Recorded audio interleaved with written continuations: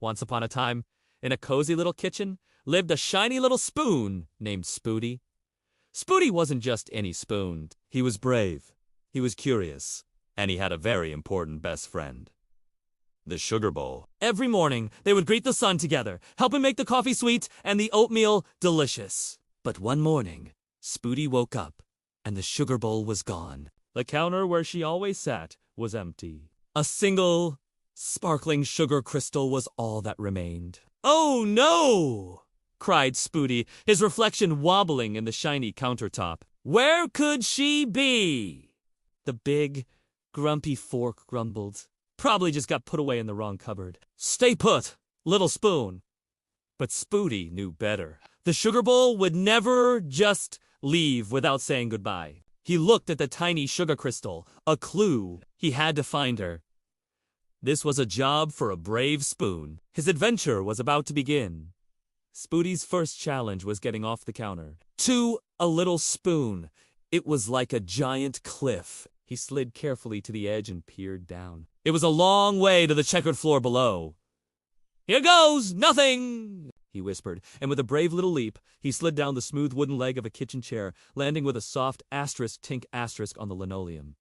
He was on his way. He followed a faint trail of sugar crystals that glimmered in the morning light. The trail led him past the towering legs of the kitchen table, a forest of wood and steel. He tiptoed quietly, hoping not to wake the sleeping cat, Whiskers, who was snoozing under a chair. Suddenly, he heard a rumbling sound.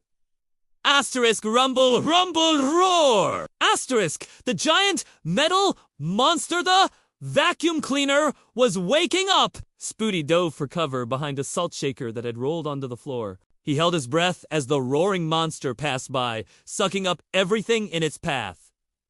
Phew, that was a close one. The sugary trail led him to a place he'd never been before.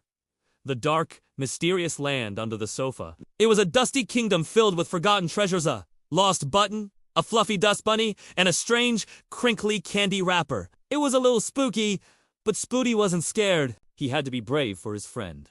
Deep in the shadows, he saw something big and round and white. Could it be? He raced forward, his little handle held high like a sword. "There you are," he shouted with joy. It was the Sugar Bowl! She was nestled safely behind a cushion that had fallen from the sofa. "Spooty, you found me?" she chirped happily. "I was helping the little boy build a pillow fort last night, and I must have gotten tucked away by mistake." Spooty was so relieved. He had faced the cliff-like counter, the roaring monster, and the dark under-the-sofa kingdom, all to find his friend. Together, they waited until the family woke up. A little girl spotted them. "Ah, there you are! Silly Sugar Bowl!" she giggled, picking them both up and placing them back on the kitchen counter, right where they belonged. Spooty and the Sugar Bowl were together again, ready for another sweet day. And Spooty knew that even a little spoon can have the biggest adventures when it asks for a friend. Thank you so much for joining Spooty on his amazing journey today. If you enjoyed our story, please give this video a thumbs up and don't forget to subscribe for more fun adventures. We'll see you next time.